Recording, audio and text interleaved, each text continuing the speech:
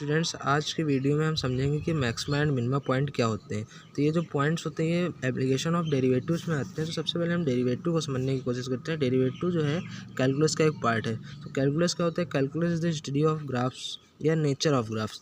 यानी कि अगर कोई हमारे पास ग्राफ है y=fx, ये फंक्शन है, इसका जो ग्राफ होगा, इसके ग्राफ के नेचर की स्टडी को हम क्या कहेंगे? कैलकुलस। और उसी के अंदर जो है हमारा डेरिवेटिव आता है। अब हम समझते हैं कि जैसे कि मैक्सिमा मिनिमा पॉइंट को हम समझते हैं क्या होता है। तो सबसे पहले हमको समझना होगा इंक्रीजिंग डिक्रीजिंग फंक्शन।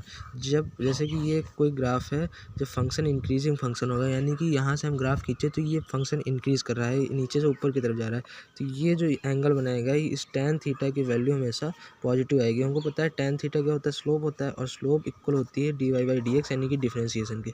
तो डिफ्रेंशिएशन जब भी पॉजिटिव में आ रहा है तो ये इंक्रीजिंग फंक्शन होगा।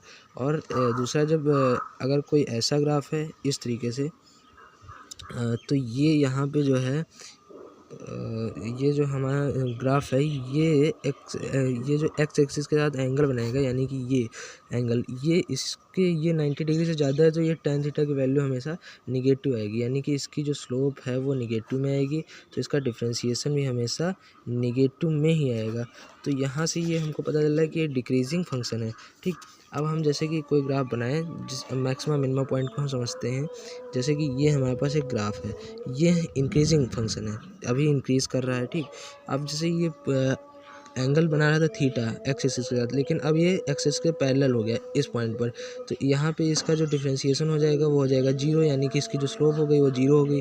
ठीक, फिर ये डिक्रीज़ करने लगा, तो अब इसकी जो स्लोप होगी वो निगेटिव हो जाएगी। इस पॉइंट पर पॉजिटिव थी, यहाँ पर 0 हो गई, और यहाँ पर निगेटिव हो गई। फिर ये इंक्रीज़ करने लगा, तो यहाँ पे फिर से 0 हो जाएगी, और इस जगह पे आके ये पॉजिटिव हो जाएगी, क्योंकि यहाँ पे पैरेलल हो गई और यहाँ पे ये इंक्रीज़ करने लगा। तो ये हमको 2 पॉइंट मिले।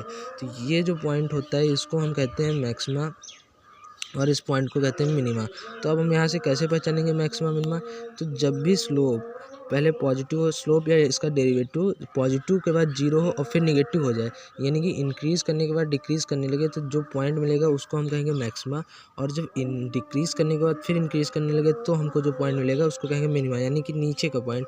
तो ये अब मतलब यानी कि निगेटिव वैल्यू, स्लोप की निगेटिव वैल्यू, फिर 0 वैल्यू और फिर पॉजिटिव वैल्यू आ रही है, तो जो 0 वाला पॉइंट है वो मिनिमा पॉइंट है। अगर स्लोप की वैल्यू पॉजिटिव थी, फिर 0 आई, फिर निगेटिव हुई, तो जो 0 वाला पॉइंट है वो मैक्सिमा पॉइंट है। तो आई थिंक आप लोगों को मैक्सिमा मिनिमा पॉइंट समझ में आया होगा। और अगर आपको इसमें और एक्सप्लेनेशन चाहिए तो आप कमेंट बॉक्स में बता सकते हैं, मैं और एक्सप्लेन करके इसके लिए एक वीडियो बना दूँगा। Thank you friends.